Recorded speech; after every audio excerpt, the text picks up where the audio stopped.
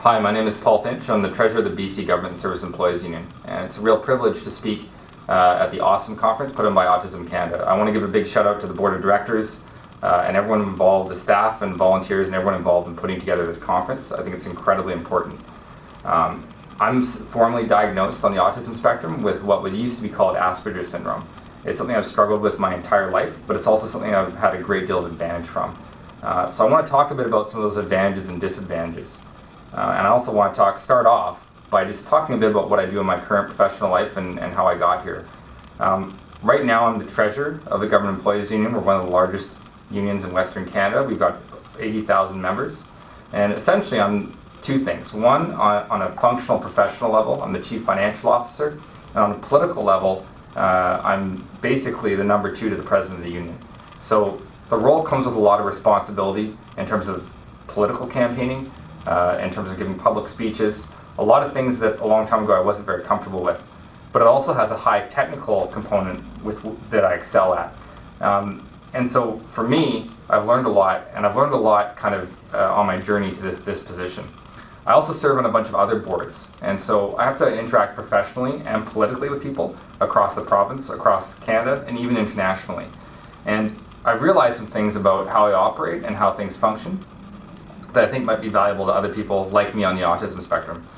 So I first want to tell you a bit about myself.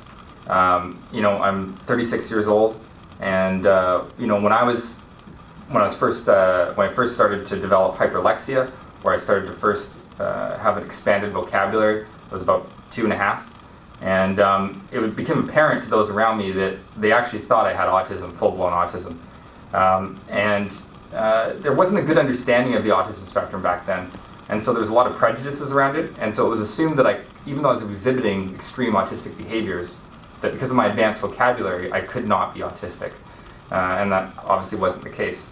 So for me, growing up through school, I was very much isolated from my peer group. I was isolated, I think, from society in general. And it was a lot of self-isolation, right? I wasn't interested in the same things other people are interested in. And I didn't really have the same kind of contact with other people that would be normal. And basically, those of you who are on the autism spectrum will know, we can't read body language very well, or if at all. We're hypersensitive to sensory stimulus, and we're very focused. Our routines are kind of everything. And so there's a few things I had to learn along the way. So a really pivotal moment for me is when I got into, I think it was about grade 4, there wasn't really anything in the curriculum that could be taught to me. And so as a result, I was basically exiled to the English as a second language class in my elementary school. And basically just left to my own devices to sit and program on the computers, kind of read books, do my own thing. And that was actually a good experience for me. But on the other hand, the social isolation kind of weighs on you. I think that's something that weighs on all of us. We're all very motivated, I think, by routine. Routine is something fundamental to how we operate. And for me, it took me a while to understand my routines and also to do a bit of self-exploration, understand how I operated. So one experience that was really impactful for me was going through IQ testing. And obviously I don't place a lot of stock in that system or the Stanford and Binet testing model. But when I was in grade 5, I received that testing. And the school district and my teachers wanted to basically pull me out of the educational system. I wasn't really engaging or functioning in it at all. And I think for me that was the beginning. I stayed in the school system. But one thing that my parents realized was that in order to function, I really needed to understand the importance of how to engage in a social conversation. So, up to that point, I think one of my main tactics was to solicit people on their interests and to see if those people were kind of interested in the same things I was. And as it turned out, really none of the people I was in school with had the same interests. They were very, very hyper-focused and generally took place at a different level of development than all of my peers. I think a lot of people probably at this conference can relate to that. So one thing I didn't understand was the value of a compliment. I saw a lot of the social interactions that people engaged in as a form of patterned hypocrisy and dishonesty. And I thought that what people would really want is reasoned, valued criticism in order to improve themselves. That's what I was looking for.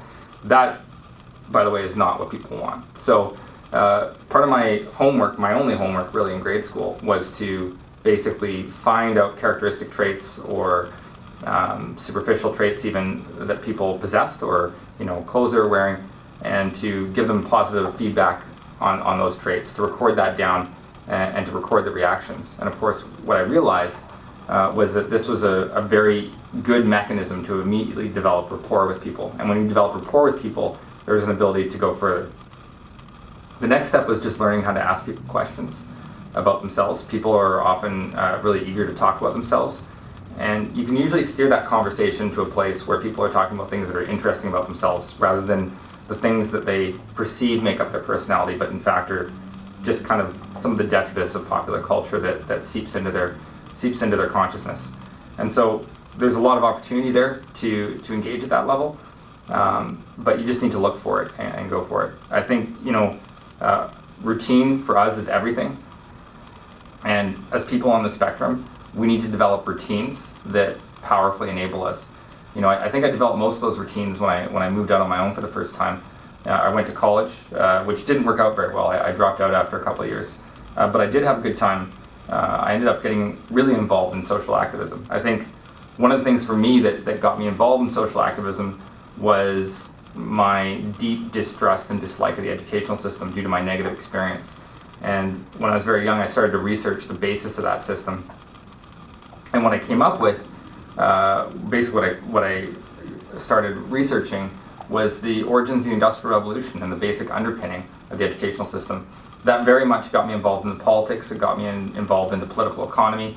And by the time I was 13, I joined a political party here in Canada. But I'd also started to do a lot of in-depth reading and analysis, and also social activism. So for me, I think my approach, or the dialectical approach I've used throughout my life, I like to describe it by one of my favorite interests, which is Neoplatonism, is Neoplatonic. But it's really a system of inductive logic. So there's an incident when I was quite young, I'd say about maybe 3.5 to 4 years old, where I kept asking one of my parents the same question over and over again throughout the day, and I'd move to a new question, and eventually they kind of confronted me on it and said, well, why do you keep asking the same question? Well, what's wrong? And I said, well, I'm measuring the difference in your responses depending on the context. And of course, that's the foundation of inductive reasoning that I'm talking about. So that's kind of the pattern that I've used to break down and understand reality. And it's one that I found that other people on the spectrum use as well. I think a lot of us use it to great effect. So for me, when I first moved out on my own, I already had a deep basis in social activism that helped me to really have a social network that was functional because it was based on a shared interest or activity. That's actually crucial, right? We typically aren't going to get by building that social network based on our ability to make small talk. That's not a strength for me anyway. And so I found that level of social activism gave me an incredible sense of purpose and an incredible sense of drive and direction. And I'm very inspired by the work that Greta's been able to do with somebody on the autism spectrum, somebody famous on the autism spectrum, who I think also has kind of found that drive and purpose.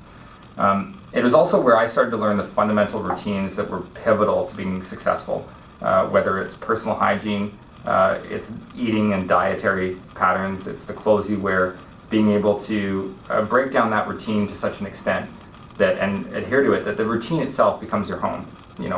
Often people feel at home in different situations. Home isn't really a literal place. It's more of it's a feeling or a sense of where you're at. And for me, my home is in my series of routines. And obviously that's rooted in my relationship with where I live, right?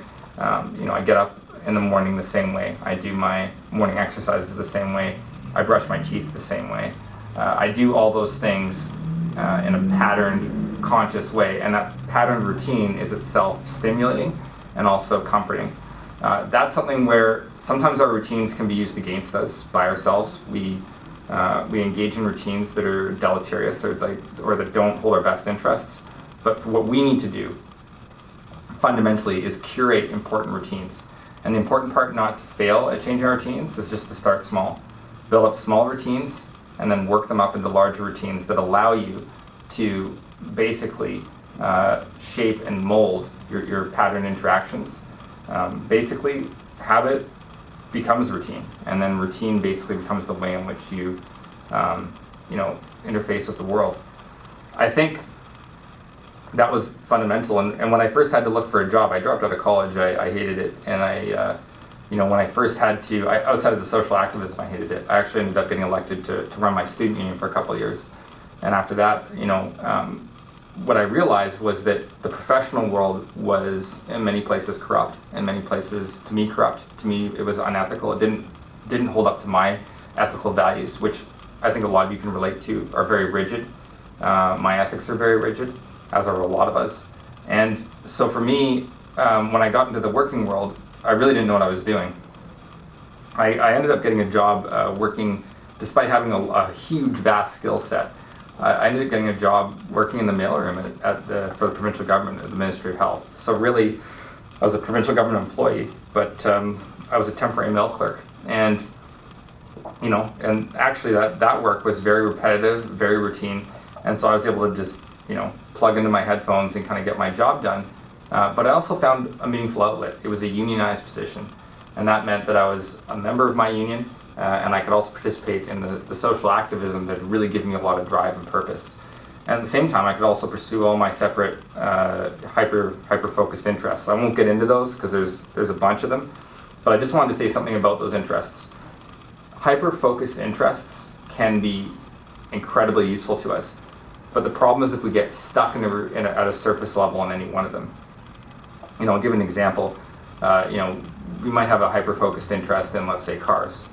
But if you simply stay at that surface level of being interested in cars, you're not going to go deeper and being able to branch out into a deeper level of knowledge and more interests. And the way is always to challenge whether or not your interest is deep enough.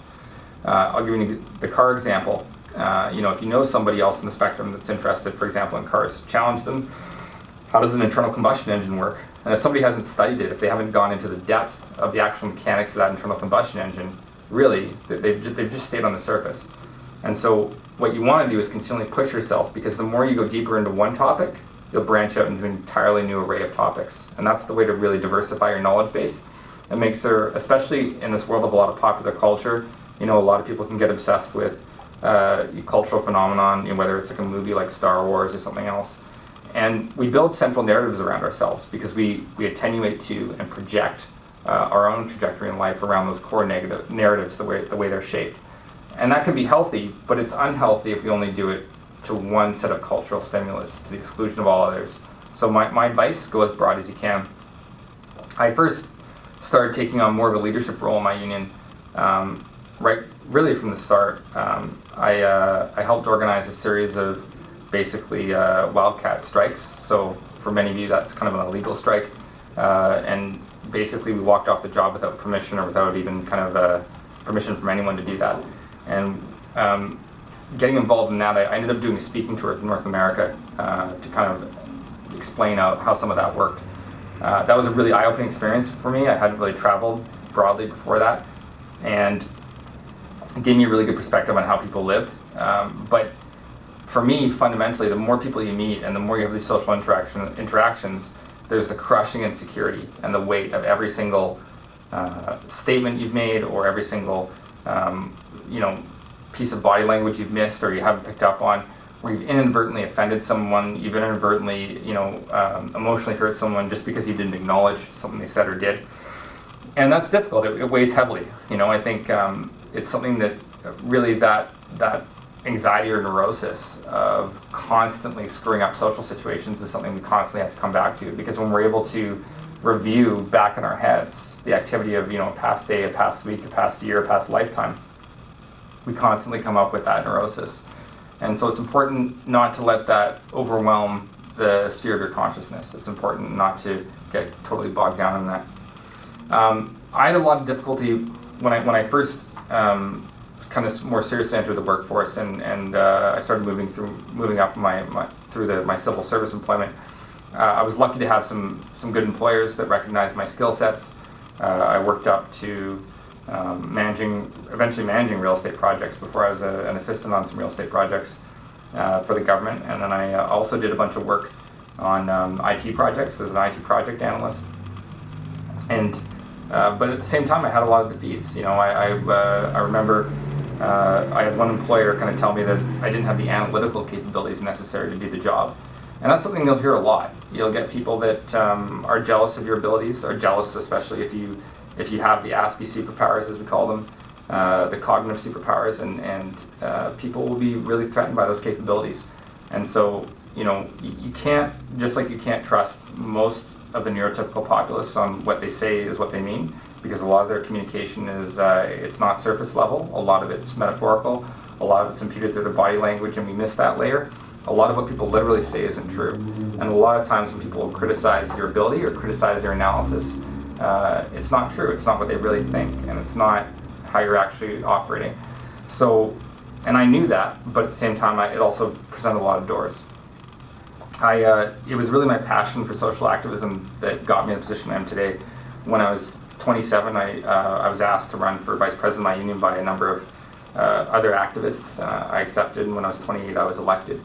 And it was it was difficult. I found that, already through my activity in the student movement, I'd made some really, really powerful opponents. And so politically, I had to give a lot of speeches. I needed to maneuver through a lot of political divisions and social divisions, and I needed to keep my career aspect going. What was good for me was I found that the more I did something, the more I was able to overcome my fear of something, the better I got at it. And I'm not a good public speaker, and I didn't, I've only been able to emulate more of kind of the whole kind of index or catalog of, facial expressions, reactions, etc., to where I am today, which I don't think is great, but I'm able to emulate some of those social reactions by very intensive mimesis of other people around me. In this function, I find lapses or failings, even if you don't directly address them, the fact that you're addressing anything, even a random third-party subject, with that level of intensity and scrutiny, it arises in people the fear that you will judge them too on that basis. And so you have to be really careful about it, right? Especially if you have the higher order cognitive faculties or powers. People are incredibly insecure and distrustful. And so one of the biggest things that they have to get through is that surviving in neurotypical culture means an excessive reliance, and I want to stress this, on etiquette. One of the most important things I did in my life was reading Emily Post's book of etiquette. It's very dated and archaic, but it provides a certain common framework that's the basis for most etiquette in our society. And so if you can sit down, go through that etiquette, and understand kind of the patterns, as long as you stay to kind of the general pattern of etiquette, you're still going to make mistakes, but you're going to be okay. And moreover, it's going to be socially accepted. So I think that's incredibly important. I think the other thing too is that sometimes, and I'd never advocate for somebody else or myself on the spectrum to kind of like hide some of our abilities, but you don't want to scare people with them. And so the best way to do that is what I call controlled release. You want to make sure that when you're demonstrating those powers or abilities, they're not done in such a way where people feel that those abilities could be turned against them. You have to remember that a lot of NTs are very, very insecure about their position and in life and their status, and so you need to be really careful not to awaken those feelings. You also need to be aware of how you're going to project your own feelings and emotions onto other people around you, and that it'll be done in a different way than people are used to, right? There's this entire substrata of what's going on. I want to talk a bit about, this sounds basic, but stuff like food, and hypersensitivity, right? I take a lot of flights in my job. Flying is very difficult for me. Eating's somewhat difficult. People won't understand the hypersensitivity to sensory stimulus. You can explain it to them as many times as you want. It's very difficult for them to really understand. When it comes to food, I remember when I was younger, that was a major bar to social interaction. I couldn't really be around most people eating it. It was just too gross. I couldn't handle it, and I couldn't eat most things that were presented to me just because of the taste or the texture set me off. So, I just think you need to be true to yourselves and not compromise when it comes to that stuff. I mean that very strongly. It meant that I couldn't go over, when I was really young, I couldn't go over to kids' houses and eat because I couldn't eat the food there, and it was imputed as a sign of rudeness or disrespect. But it's better not to sacrifice yourself that way than to go down that path. And the same is true when it comes to social meetings. A lot of business is conducted, a lot of political business is conducted over food. You need to come up with your own routines to find ways to eat before or after. Position yourself where if there's people that are particularly eat with their mouths open or do other things that to us is completely intolerable and we can't simply overlook, you got to position yourself physically away from that individual. You have to do a lot of that positioning stuff, and that's important, and you always got to do that. But the key thing is, I think, for all of us to be successful is to incorporate what we need in our habits and our routines. And that really starts with how you get up in the morning, how you go to sleep. So professionally, I think, and I want to stress this, our view of time is fundamentally different than other people. We view time in epochs over long periods of time, and other people, it's more immediate, cyclical, repetitive, and very, very tied to their gratification desires. Most people are unable to perceive the passage of time over longer periods, and this is a fundamentally different perspective. It's not often talked about, even I think in autism forums, but it's a fundamentally different perspective from which we view reality and how we operate.